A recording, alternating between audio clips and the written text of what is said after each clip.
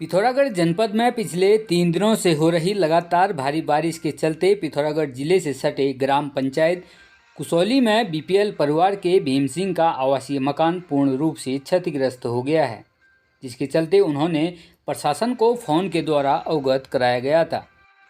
वहीं मौके पर पटवारी जगमोहन द्विवेदी के द्वारा मौके पर जाकर मुआयना किया गया, जिसके चलते उन्होंने आवश्यक कार्रवाई करते हुए प्रभावित परिवार को मुआवजा दिलाने का आश्वासन दिया गया है।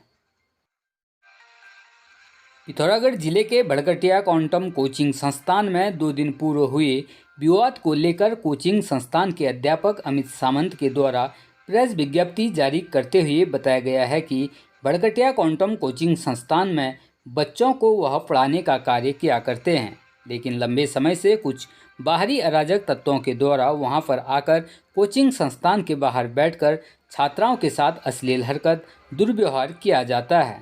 साथ ही छात्रों के साथ मारपीट की जाती है, जिसके चलते 2 दिन पूर्व एक छात्र के सिर पर अराजक तत्वों के द्वारा हमला किया गया था। इस दौरान बीच बचाव करने आए शिक्षक के साथ भी अराजक तत्वों के द्वारा अभद्रता की गई थी, जिसके चलते मजबूरन उन्हें हाथ उठाना पड़ा था। उक्त प्रकरण पर अध्यापकों के द्वारा पूर्व में भी वड्डा चौकी में मौखिक रूप से शिकायत की गई थी, लेकिन उसके बाद भी अराजक तत्वों के द्वारा कोचिंग संस्थान के बाहर आकर लगातार माहौल खराब किया जा रहा था, जिसके चलते उक्त घटना घटित हुई।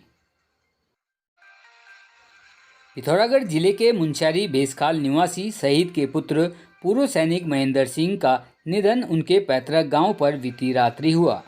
आज उनका अंतिम संस्कार किया गया। पूर्व सैनिक संगठन मतकोट मंडल के द्वारा उनके निधन की खबर सुनकर उनकी अंतिम यात्रा पर जाते हुए उन्हें तिरंगा तथा पुष्प चक्र अर्पित करते हुए अंतिम सलामी दी गई, जिसमें अध्यक्ष कैप्टन डिगर सिंह दानू, कैप्टन गुमान सिंह चिराल सहित सूबेदार मेजर कुंवर सिंह कोरंगा एवं अन्य पूर्व सैनिक उपस्थित रहे। इस दौरान पूर्व सैनिक संगठन पिथौरागढ़ के द्वारा भी दिग्वंत पूर्व सैनिक के निधन पर दुख जताते हुए परिवार को सांत्वना प्रस्तुत की गई।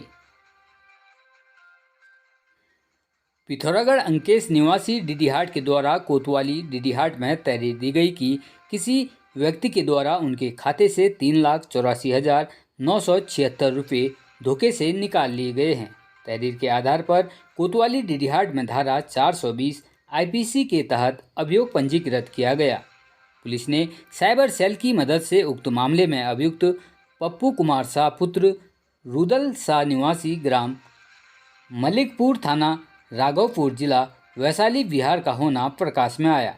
थाना अध्यक्ष कनल सिन्हा दिनेश चंद्र सिंह के नेतृत्व में पुलिस टीम के द्वारा अभियुक्त के घर पर धारा 82 सीआरपीसी का नोटिस चस्पा किया गया। साथ ही माननीय न्यायालय के समक्ष प्रस्तुत न होने पर अभियुक्त की संपत्ति की कुर्की की जाएगी।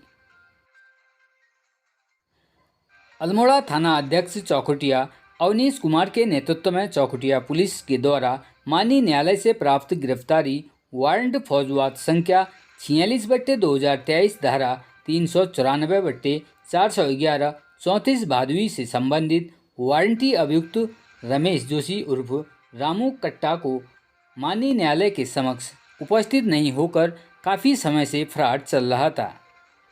उक्त वारंटी अभियुक्त को ठोस सुरागसी कर चौखुटिया लक्ष्मी होटल के पास से गिरफ्तार कर आवश्यक कार्रवाई की गई। पिथौरागढ़ जिले के सामुदायिक स्वास्थ्य केंद्र डीडीहाट में 3 सूत्री मांगों को लेकर क्षेत्रवासियों का धरना प्रदर्शन आज 27वें दिन भी जारी रहा।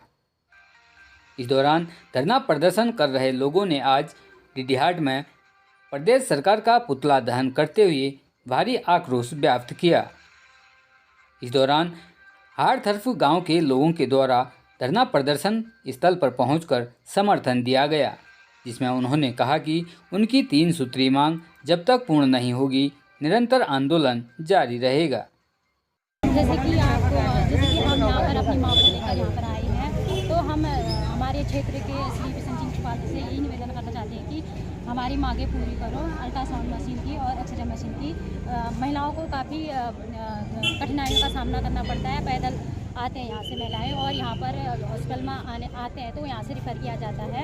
तो यहाँ रिफ़र करके पिथौरागढ़ से हल्द्वानी भेजा जाता है। तो प्लीज़ मैं एक बार रिक्वेस्ट करना चाहूँगी कि एक बार हमारी हॉस्पिटल की मांग को पूरी तरह धन्यवाद। हल्द्वानी में आज एक युवक ने फांसी के फंदे में झूलकर अपनी जीवन लीला समाप्त कर दी। सूचना पर पहुंची पुलिस ने शव को कब्जे में लेकर पोस्टमार्टम के लिए भेज दिया। मिली जानकारी के अनुसार वेले जाली लॉज में रहने वाले राजपुत्र केवल यहां कारों में डेंटिंग पेंटिंग का काम किया करता था। बताया जाता है कि खाना बनाने को लेकर अक्सर उसके घर में विवाद होते रहता था। बीती रात भी उसके घर में इसी बात को लेकर कहासुनी हो गई। इसी बीच आज सुबह उसने छत पर फंदा लगाकर अपनी जीवन लीला समाप्त कर ली। इस दौरान कुछ देर बाद परिजन छत पर पहुंचे तो राजा का शव झूलता हुआ दिखा, जिससे परिजनों के पैरों तले जमीन खिसक गई। इसकी सूचना पुलिस को दी गई। मौके पर पहुंची पुलिस ने शव को फंदे से उतारकर पोस्टमार्टम के लिए भेज दिया।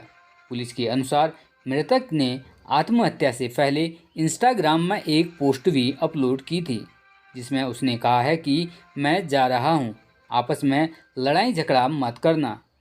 इधर इस घटना से मृतक के परिजनों में कोहराम मचा हुआ है।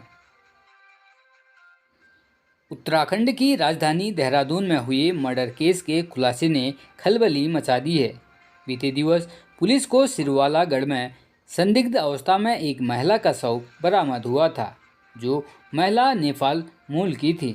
वह पश्चिम बंगाल की रहने वाली थी, इसलिए शव की शिनाख्त करना भी पुलिस के लिए मुसीबत बनी हुई थी। हालांकि इस केस को सुलझाने के बाद खूनी की जो पहचान हुई है, उसने पुलिस को भी अचंभित कर दिया है। इस खून की साजिश रचने वाला कोई और नहीं बल्कि आर्मी देहरादून में लेफ्टिनेंट कर्नल के पद पर तैनात एक अफसर है, और यह पूरा मामला प्रेम प्रसंग का है। वहीं पुलिस की पूछताछ के बाद आरोपी रमेंदु उपाध्याय ने बताया कि श्रेया अक्सर उसे पत्नी का दर्जा देने के लिए दबाव बनाया करती थी, जिसके चलते उसने हथौड़े से श्रेया के सर पर वार कर खूनी कर्नल ने मृतका को मौत के घाट उतार दिया था। का जो नाम जो है जो मृतका है वो श्रेया उर्फ सुमित्रा, और ये नेपाली मूल की महिला है, और ये सिलीगुड़ी में बार डांसर थी। और जब अभियुक्त जो राकेंद्र उपाध्याय है, ये लेफ्टिनेंट कर्नल है आर्मी में, इनका यूनिट जो है क्लेमन टाउन में है। तो इनका ये भी राकेंद्र उपाध्याय जो हैं ये 2020-21 में सिलीगुड़ी में ये नौकरी वहाँ पोस्टिंग थी। वहीं इनके आपस में दोस्ती भी, अंतरंग संबंध बने। जब इसकी शादी होगी तो ये शादी के बाद जब इसका ट्रांसफ़र पिछले इसी जुलाई में जब इसका ट्रांसफ़र यहाँ होके आया, ये अपना परिवार को लेके आया, तो पीछे पीछे जो है महिला भी आ गई, और ये महिला बेसिकली इसके ऊपर शादी का दबाव बना रही थी और इसको बदनाम करने की धमकी भी देती थी। इसी बात को लेकर के आपस में दोनों तनातनी संबंध के परिवार में ठीक नहीं चल रहा था। संभव तो इस प्रेम प्रसंग की जानकारी इनकी धर्मपत्नी को भी थी, और परसों 9 के रात को दोनों, ये जो मृतका है श्रेया और जो मुलजिम है राकेंद्र उपाध्याय, ये दोनों जाते हैं राजपुर में एक बार में जाकर के वहाँ खाते पीते हैं। वहाँ उन्होंने कुछ चीज़ लिया, बियर वगैरह पिया। उसके बाद फिर ये लड़की जो है उसको घुमाने के लिए कहती है, और घुमाते उसको फिर वहाँ ले गई महाराणा प्रताप के उस थानों वाले मार्ग पर। वहाँ जाकर के इस महिला फिर फिजिकल रिलेशन बनाने के लिए इसको कंप्लेंट करती है। उसी बात को लेकर के दोनों में कहासुनी होती है। कहासुनी होने पर हथौड़े से इस अभियुक्त ने, राकेंद्र उपाध्याय ने, इसका मर्डर किया। मर्डर करने के बाद डेड बॉडी को वहाँ पर फेंक दिया, और इसकी गाड़ी हमने बरामद कर ली है। जो हथौड़े हैं वो बरामद कर लिए हैं। लड़की के सारे कपड़े हमने बरामद कर लिए हैं। जो खून आलूदा जो कपड़े अभियुक्त के थे वो भी हमने बरामद कर लिए हैं।